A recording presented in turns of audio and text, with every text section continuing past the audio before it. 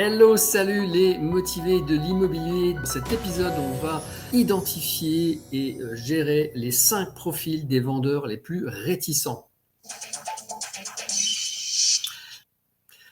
Donc, l'objectif, c'est de pouvoir identifier le profil de tes clients et leur blocage pour pouvoir savoir comment les gérer, comment les travailler, plutôt que de développer une seule méthode qui est la même à chacun de tes rendez-vous. Donc, je suppose que tu es dans le cas de la majeure partie des agents qui font le même pitch à tout le monde, le même discours. Voici mes services, voilà comment je procède. Mais en fait, ce même discours, c'est un même argumentaire face à des personnes qui sont différentes et tu as un résultat qui est que tu perds des mandats. 1 sur 2, 1 sur 3, tu perds des mandats. Donc, tu perds en transformation de mandats et ce n'est pas un problème de marché, ce n'est pas un problème de prix, pas forcément en tout cas un problème de prix, c'est un problème de lecture humaine. Et tu sais que voilà, je suis très neurosciences, psychologie, relations humaines. Et du coup, dans ma pratique professionnelle de conseil immobilier, j'ai identifié 5 profils vendeurs à travers 5 blocages les plus courants. Et tu vas me dire si tu reconnais ça. Normalement, tu vas les reconnaître.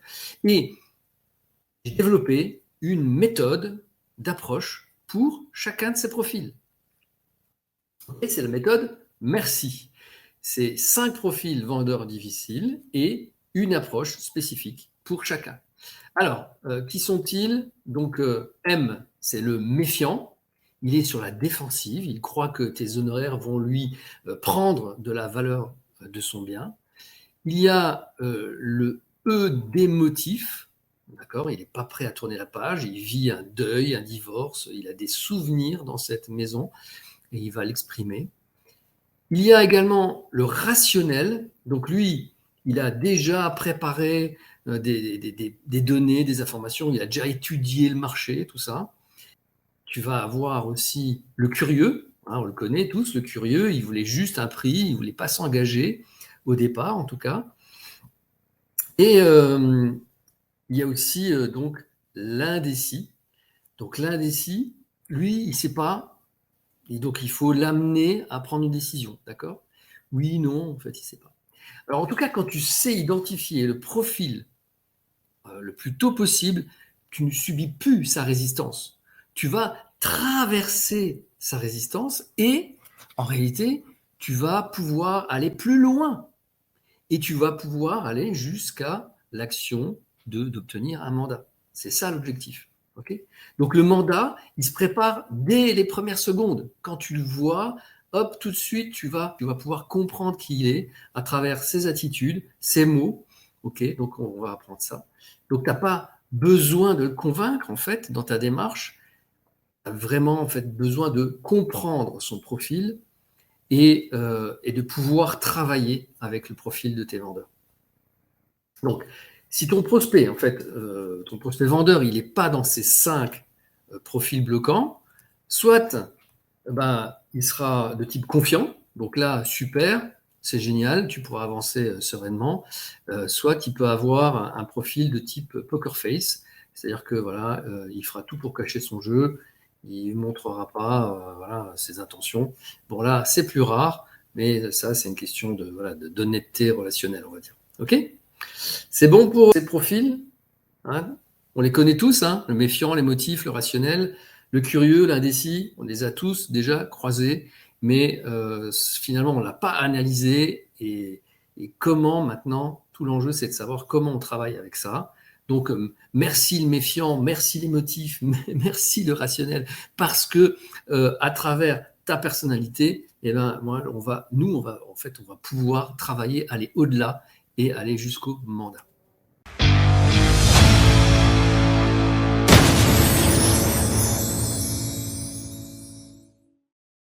On va continuer sur ces 5 profils vendeurs difficiles. 5 blocages, une approche spécifique pour chacun. Premier profil, c'est le méfiant.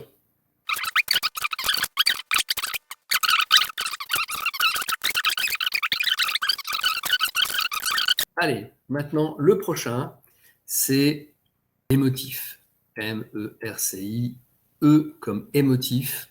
Et lui, en fait, sa peur cachée, c'est pas de vendre. Lui, il sait qu'il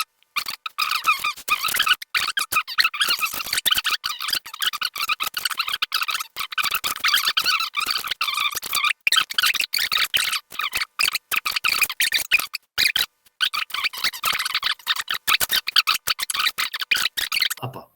OK? Super, hein? Donc, merci. RECA, ça peut être déployé tout au long de ton processus de découverte vendeur et d'accompagnement dans leur vente. OK?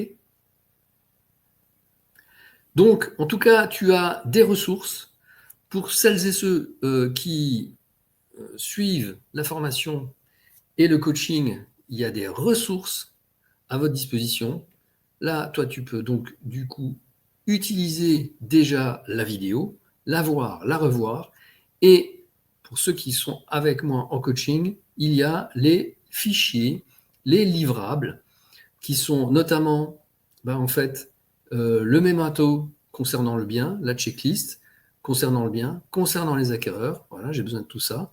La méthode Home, Suite Home, objectif, mandat exclusif, avec le livret, sa première partie qui est donc le cadrage. OK? Donc tout ça, ce sont des éléments qui sont à la disposition des coachés. Et donc vous avez tout pour réussir. Toi, tes missions à réaliser maintenant, c'est d'une part, bien de mémoriser les différents types de profils pour pouvoir les identifier quand tu seras en phase 2. D'accord? Donc, mémorise bien, prends des notes, reprends la vidéo, mémorise les approches. D'accord? Pour mémoriser les approches, exerce-toi.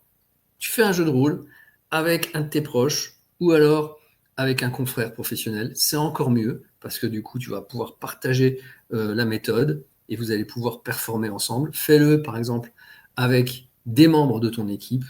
Ça, c'est super. Donc, vous vous exercez en jeu de rôle. Et ensuite, le plus tôt possible, tu mets en pratique en rendez-vous vendeur. Pense bien à ça, toujours. Les profils types, merci. Quels sont ces blocages probables? Et puis en fonction, tu navigues et tu vas au-delà. Le but étant d'aller décrocher des mandats supplémentaires. OK? Et après, tu me fais part de ton expérience. Comment ça s'est passé? D'accord? Si tu as réussi à analyser les personnes, si tu as réussi à naviguer dans les argumentaires, dans ta façon de poser des questions, d'écouter, de valider avec lui ou elle. D'accord? Tu me fais part de ton expérience.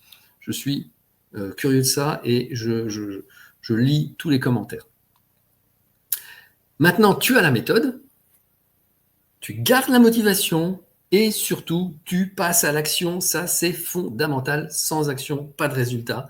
Donc, c'est ça qui va te faire progresser. C'est la mise en pratique, c'est le fait de passer à l'action.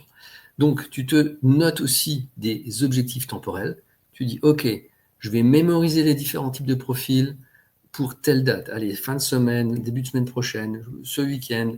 Voilà, je vais mémoriser les approches. Je vais faire un jeu de rôle avec un tel ou un tel. Allez, on se prend une soirée, une heure, ou un moment, on va faire comme un jeu, et puis on va se faire un jeu de rôle. Voilà, donc tu te définis une deadline, un objectif de temps, et puis tu mets en pratique le plus tôt possible. OK? Allez, on est arrivé à la fin de cet épisode. Travaille bien, gagne des mandats, performe, reste motivé. Allez, à bientôt.